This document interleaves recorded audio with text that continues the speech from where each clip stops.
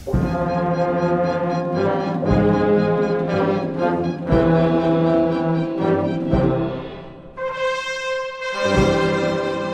il-ġimgħa l-Knisja Kattolika fakret Jum id-Doluri, jum li jfakkar ukoll id-tbatija li ħafna jgħaddu minnha matul ħajjithom. Fl-istess ħin hija wkoll tradizzjoni li bosta persuni jażlu li jagħmlu sagrifiċċju f'din il-ġurnata. Iżda is-sens ta' sagrifiċċju għadu b'saħħtu daqs iż-żminijiet li moddija. Iva, mela l-ellum kulħadd isumu, naħseb jien ħafna minn nies isumu u jagħmlu da xi sagrifiċċju, ġifieri kulħadd.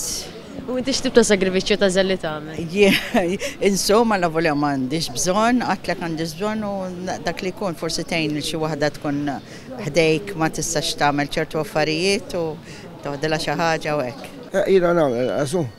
X'tib ta' sagrifiċċju tagħmel? Biex nqottat ma nikulx pereżempju l-erba' u l-ġimgħa speċjalment ma nikulx ħalu affarijiet hekk, bħal żmien qatt insomma ħana ma nikulx laħam verament l-erba' u l-ġimgħa. Ma fl-istess ħin ġifieri bħallu ma kuntax iktar mis-soltu.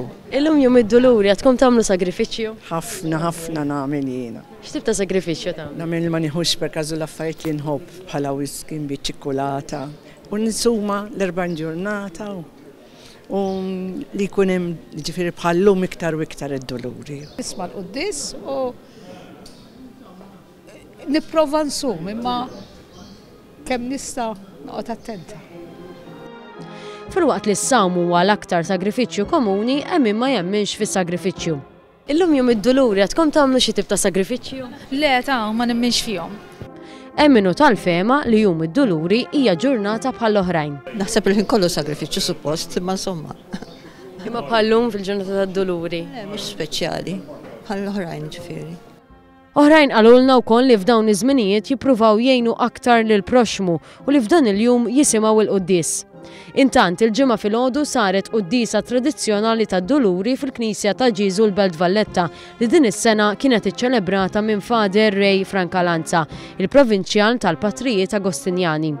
Id-drawwa li ta' kull sena fil-qudiesa tad-Doluri tal-10 ta' filgħodu jattendiha li għall-President ta' Malta. Fil-fatt preżenti għall-qudiesa din is-sena kien hemm il-President il-ġdid Mary Louise Colero Preka.